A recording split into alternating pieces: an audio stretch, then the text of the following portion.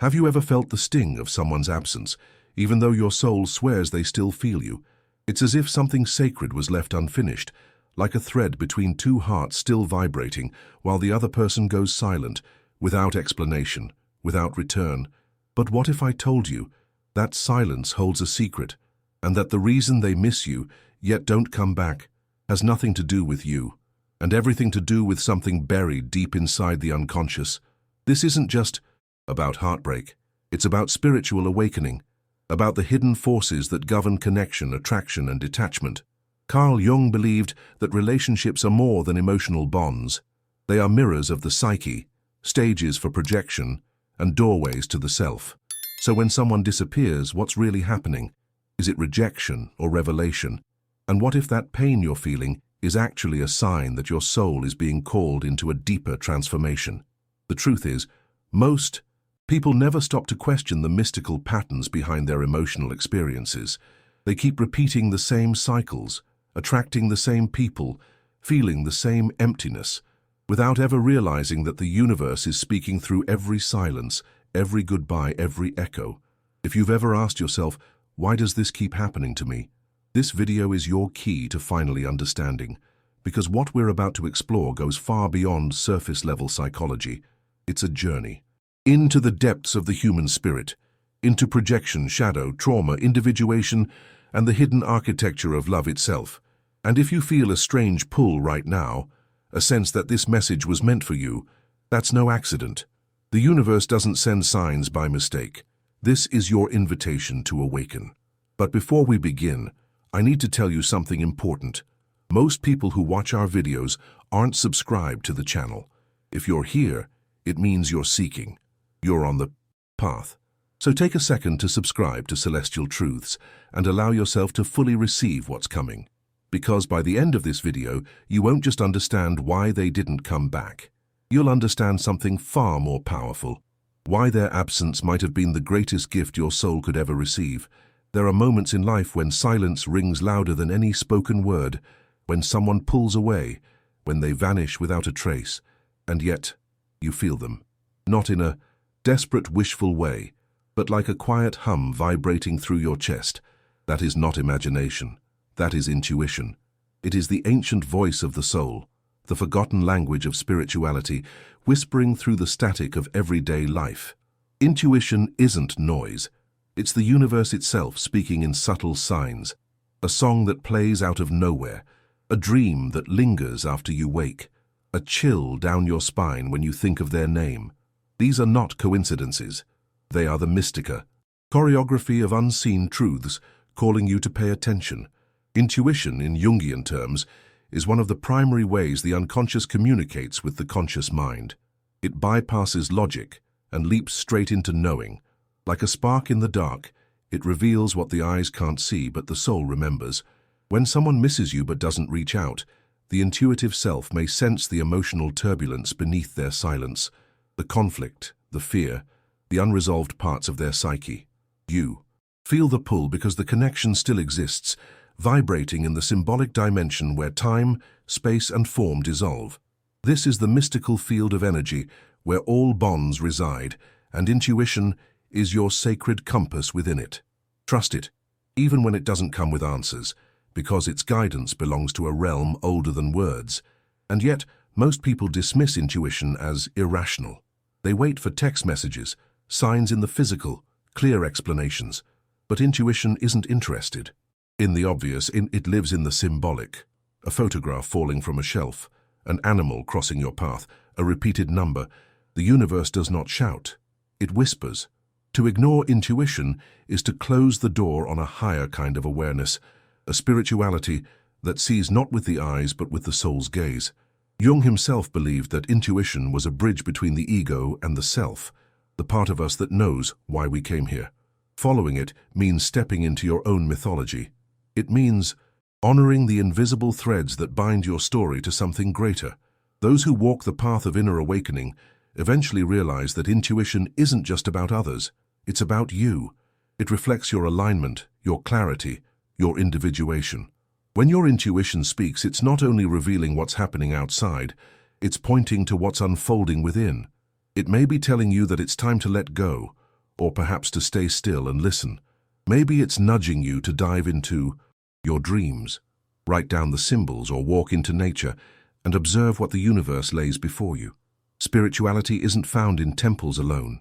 It pulses in your gut, in your dreams, in that knowing feeling that never quite goes away. And when you follow it, you align yourself with the cosmic intelligence that has always been guiding your path. So when you feel someone's absence, but also their essence, trust that. Don't run from it, and don't rush to explain it. Instead, sit with it. Let it breathe. Let the mystica speak in its own rhythm. You might just realize that what you're sensing is not longing, but initiation, a sacred moment meant to awaken your spiritual senses and draw you closer to your own truth. And in doing so, you prepare yourself for the deeper revelations to come. Because what we call intuition is often just the first knock on the door of the unconscious. And that door, once opened, leads to the next layer of the mystery. Every connection we form in life, no matter how fleeting or profound, is a mirror, not of the other, but of ourselves.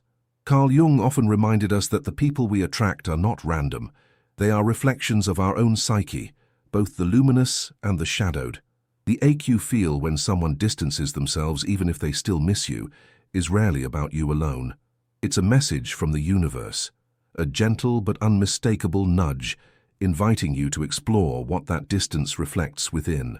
In the tapestry of spiritualidad, every interaction is symbolic. It reveals a deeper emotional truth, a wound unhealed, a longing unspoken, a lesson waiting to be understood beneath the surface. When someone pulls away despite feeling a bond, they may not be rejecting you, but rejecting what you represent inside them. Often relationships awaken dormant aspects of the self, parts that were buried or denied long ago. The connection becomes a mystical portal to the unconscious, and that can be terrifying. You may remind them of love they never felt worthy of, or perhaps your presence stirs memories of past losses, failures, or fears. In this way, they run, not from you, but from their own unresolved truths. And so the universe, in its infinite wisdom, arranges these encounters not as punishments, but as sacred revelations of the soul's current stage of evolution. Relationships are, in many ways, spiritual initiations. They awaken not only desire, but discomfort, not only joy, but confrontation. They call forth the shadows hiding beneath our smiles, the old childhood beliefs, the unspoken needs, the echoes of abandonment or shame. Jung believed that what we do not make conscious will rule our lives as fate. So when someone steps into your life and then steps away, don't rush to blame them. Instead ask, what did they mirror back to me? Was it a fear I still carry? A belief I need to shed? This is the path of mystica inquiry, the sacred art of turning heartbreak into wisdom and disconnection, into a deeper connection with the self. Let's be clear, people don't disappear without reason. They retreat into their own labyrinth of wounds and projections. And sometimes, their silence is their attempt to regain control over feelings that scare them. To you, it might look like indifference, but in truth it's the unconscious wrestling with its own complexity. In the grand theater of the psyche, you may have played the role of catalyst, awakening something they were not yet ready to see. The pain you feel is real, but it is also a doorway, a mirror, an invitation. Spirituality teaches us to read these moments not as abandonment, but as symbols. The universe always communicates through symbols, so when the connection fades and you're left in the quiet, don't see it as a loss. See it as a mystical reflection, a fragment of your soul gazing back at you through the actions of another. The more you observe these patterns, the clearer they become. You'll begin to understand that love is never wasted, and no bond is meaningless. Every relationship is a step on your path toward wholeness, and in recognizing this, you prepare yourself to meet the next mirror, not with fear, but with presence, with awareness, with gratitude. And just beyond that mirror lies another layer of the mystery waiting to unfold. Have you ever wondered why someone disappears right after a genuine connection begins to form? Why a heart that once felt close suddenly turns away? To the untrained eye, it may look like fear of commitment or lack of interest, but through the lens of Carl Jung's psychology, what we often witness is the invisible hand of the shadow at play. When the unconscious becomes overwhelmed, it pushes away the very thing it longs for. In the mystical framework of human experience, bonds are not broken.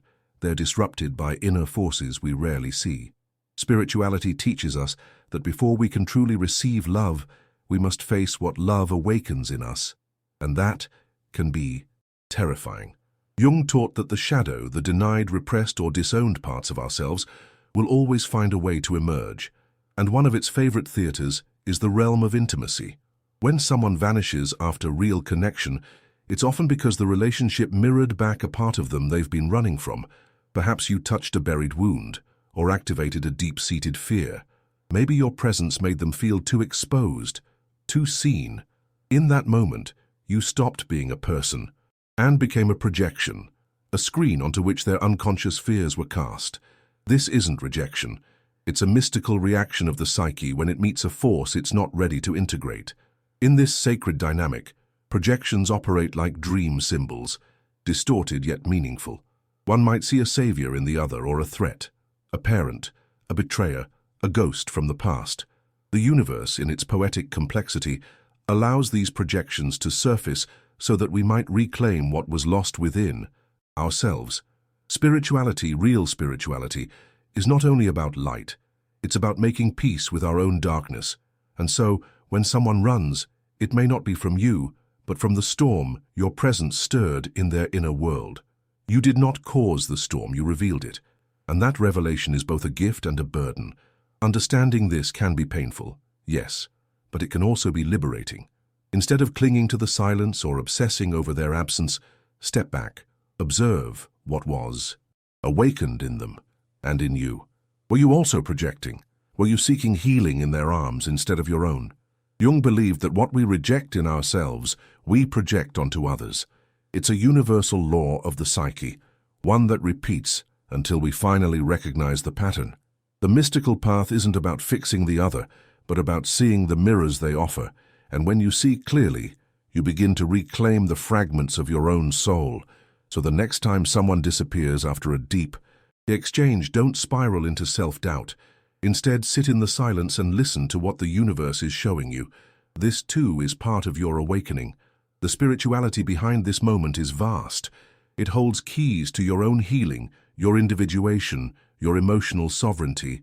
Every projection we withdraw brings us closer to our center. Every shadow we face softens the fear of being truly seen. And each bond, no matter how brief, leaves behind a symbol, an imprint, a signpost guiding us back to the self. And with that realization, another layer begins to peel away. When someone you care about disappears, it feels like something gets torn open inside. The silence they leave behind isn't empty. It echoes. It stirs ancient emotions buried beneath layers of survival and distraction. In Jungian terms, this absence awakens the complex, emotional patterns rooted in childhood, often connected to feelings of abandonment, rejection, or invisibility. Suddenly, you're not just missing someone does. You're reliving every moment you felt unwanted, overlooked, or not enough. The universe, in its mystical wisdom, uses this silence not to punish, but to reveal. It is a spirituality initiation, an invitation to meet the parts of yourself you were taught to forget. Most people try to escape this void.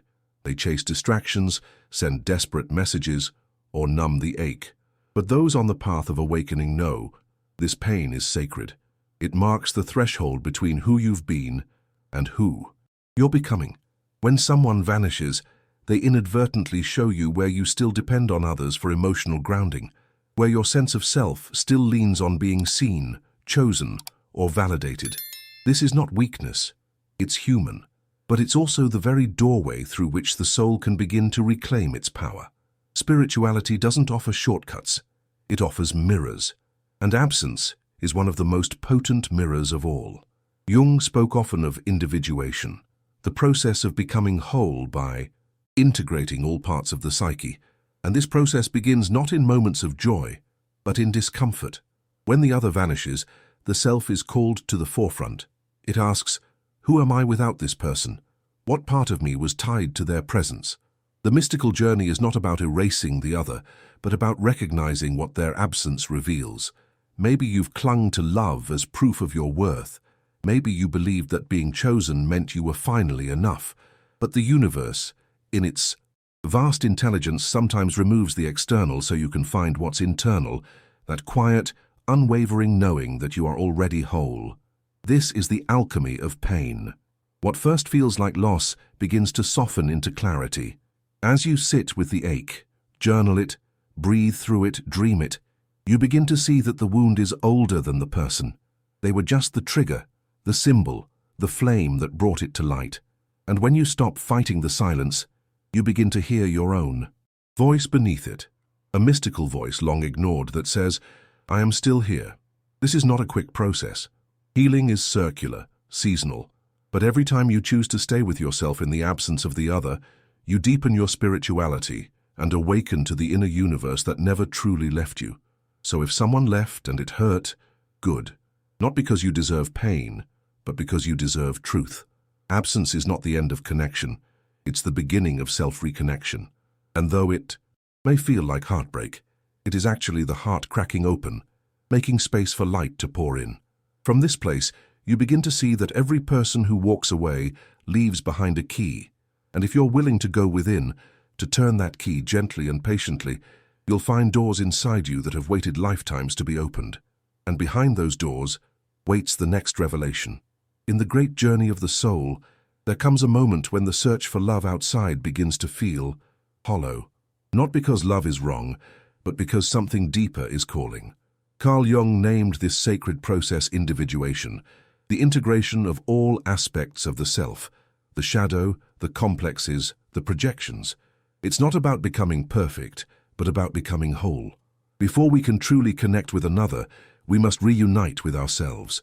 Spirituality reminds us that the outer world reflects the inner universe, and so any relationship built on fragmentation will eventually mirror that fracture. Back to us. Individuation is the mystical repair of that inner split. Most people enter relationships seeking completion. They want to be chosen, validated, healed. But this is a dangerous game. When you ask someone else to carry the weight of your wholeness, the bond becomes burdened with expectation. Jung taught that projection is unavoidable in early love. We see in the other what we cannot yet accept in ourselves. But the purpose of love is not to stay in projection. It is to grow through it. Only when we recognize what we've been casting onto the other, our wounds, our hopes, our shadow, can we begin the true work of soul-level intimacy. The mystical truth is this: love is not fusion.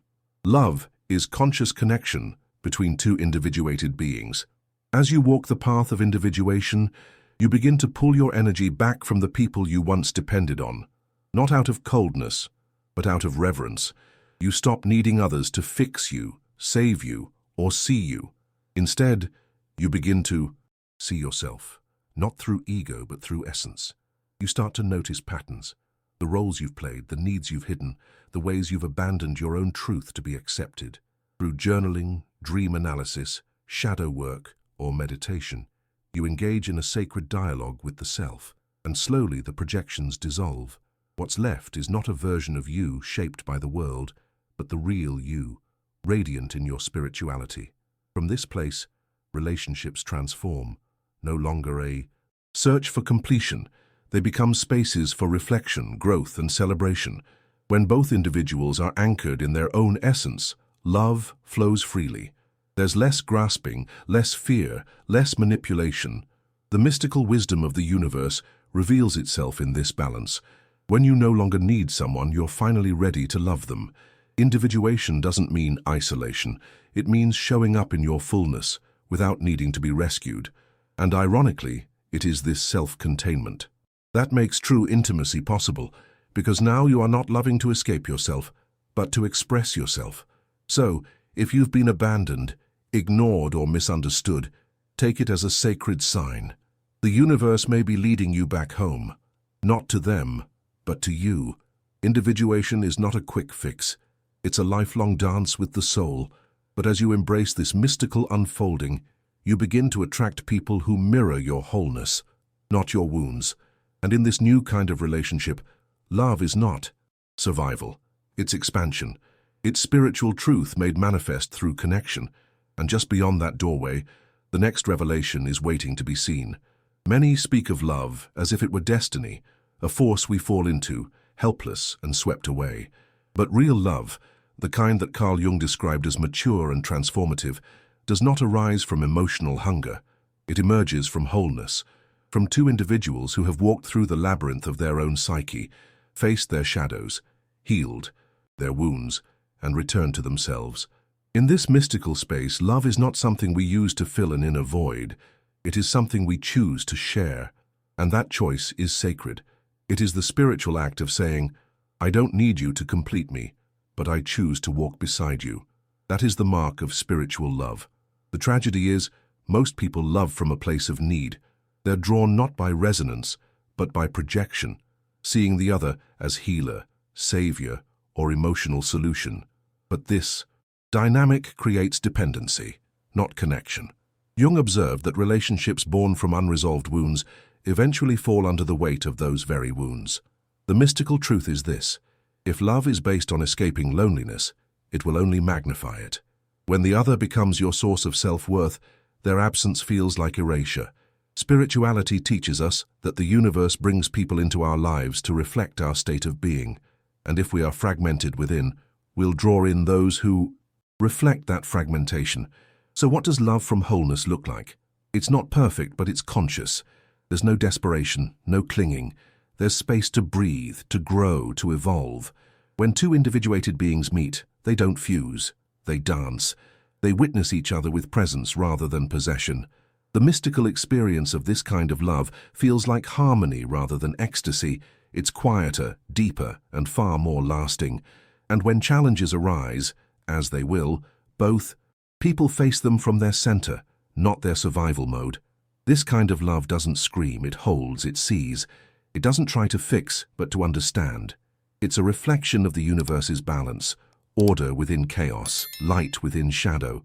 But this kind of love requires inner work. It demands we become intimate with our solitude first, that we befriend silence, hold space for our own fears, learn to feel whole in our own presence. Jung believed that the more we integrate our unconscious, the less we project it. That means less illusion in love and more truth.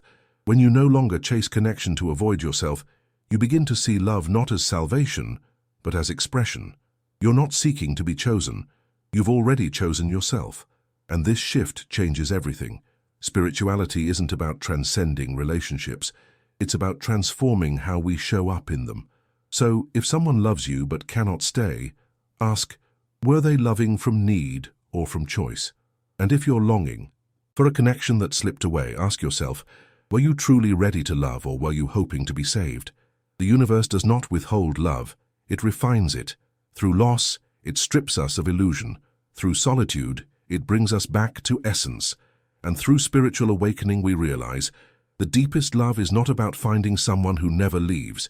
It's about becoming someone who never abandons themselves. And from that center, love finally becomes a choice, not a necessity. So often, what we call love is simply a projection, a story we cast upon another person, shaped by our unmet needs, forgotten wounds, and unresolved hopes. Carl Jung warned that until we make the unconscious conscious, it will rule our lives, and we will call it fate. This couldn't be truer in relationships. When we haven't done the inner work, we don't see the person in front of us. We see what we want them to be: a savior, a home, a fantasy. In this mystic dance of the psyche, projection becomes a way to avoid ourselves. And as long as we seek the universe outside instead of within, we remain trapped in cycles that feel spiritual, but are rooted in illusion. Projections are tricky because they feel real. When you meet someone who reflects your deepest longings, it feels like destiny. But often what you're seeing is your own unlived life, your inner child's dreams, your shadow's fears, your ego's desires. And so you build expectations not on truth, but on myth. You wait for them to act a certain way, to say the right thing, to fill a role they never agreed to play. And when they inevitably fall short, you feel betrayed. But in truth, it was never about them. It was about what you projected onto them. This is the beginning of the loop. Spirituality, real spirituality, asks us to pull back the projection and ask, what part of me have I cast upon this other soul? These unconscious patterns often begin in childhood. If love was inconsistent, you may seek someone who feels emotionally unavailable, not because it's healthy, but because it's familiar. If you were praised for caretaking, you may become addicted to fixing others. These roles become the silent scripts we carry into adulthood. And unless we stop and reflect, we repeat them again and again, calling it fate, calling it chemistry, calling it love. Jung would call this the activation of a complex, an emotional knot that distorts our perception. The mystical invitation here is to trace the thread back to its origin, to see clearly, to reclaim the projections we've thrown out into the universe. So how do we break the cycle? First, we get curious. We notice the signs, the too intense connection, the quick obsession, the high expectations. Then we pause, we journal, we explore our dreams, we meditate on what the other person evokes in us. What archetype are they activating?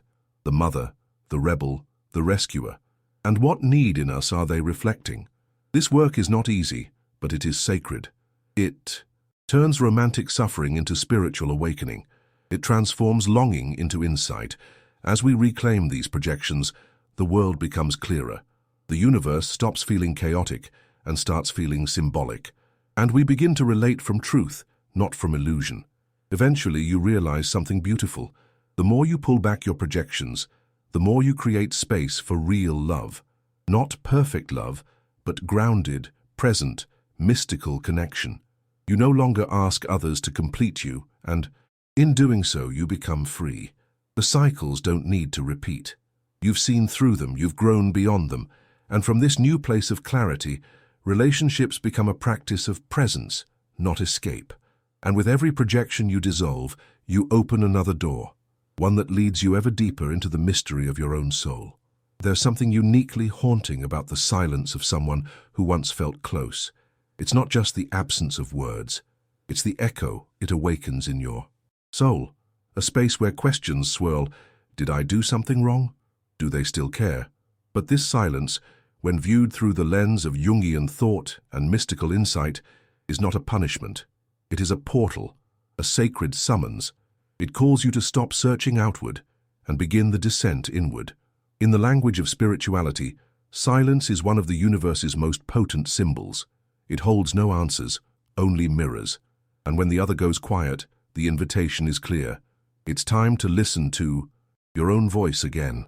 Carl Jung taught that all healing begins with turning inward, a process both terrifying and transformative. The silence of another person strips away distractions. It leaves you face to face with your unmet needs, your wounded inner child, your cravings for validation. These are not flaws, they are fragments, parts of your psyche that long to be seen, not by the other, but by you. And so, the absence becomes a mystical classroom.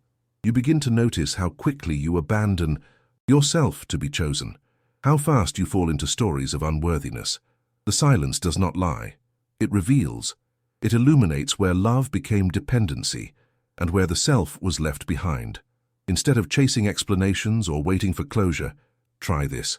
Be still. Journal your fears. Pay attention to the dreams that come in this season. Walk in nature and let the universe speak through its symbols. Is there a number that keeps appearing? A phrase that repeats in your mind? These are not coincidences. They are echoes of the soul. Spirituality teaches us that the universe never truly leaves us in silence.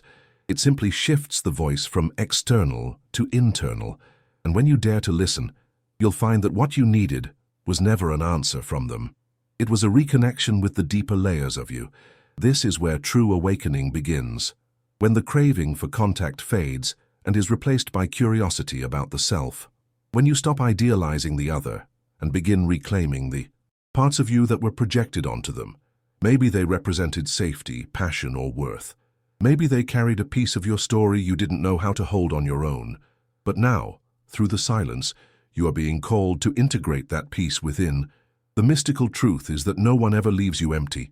They leave you with yourself, and in that self the entire universe awaits, complex, vast, aching to be rediscovered.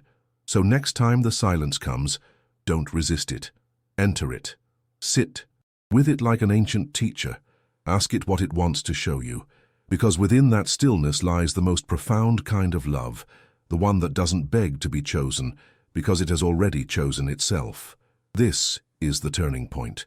The moment you stop seeking outside and begin walking toward your own sacred center. And as you arrive there, another layer of the mystery quietly unfolds. Now I want to ask you something simple, but powerful. Have you ever felt someone's silence awaken? Something in you that words never could? Share your experience in the comments. Your story might be the reflection someone else needs to see. And if this video brought you clarity, don't forget to subscribe to Celestial Truths and hit the bell icon so you don't miss any of the deep mystical content we release every week. There's a new video waiting for you right here on the screen.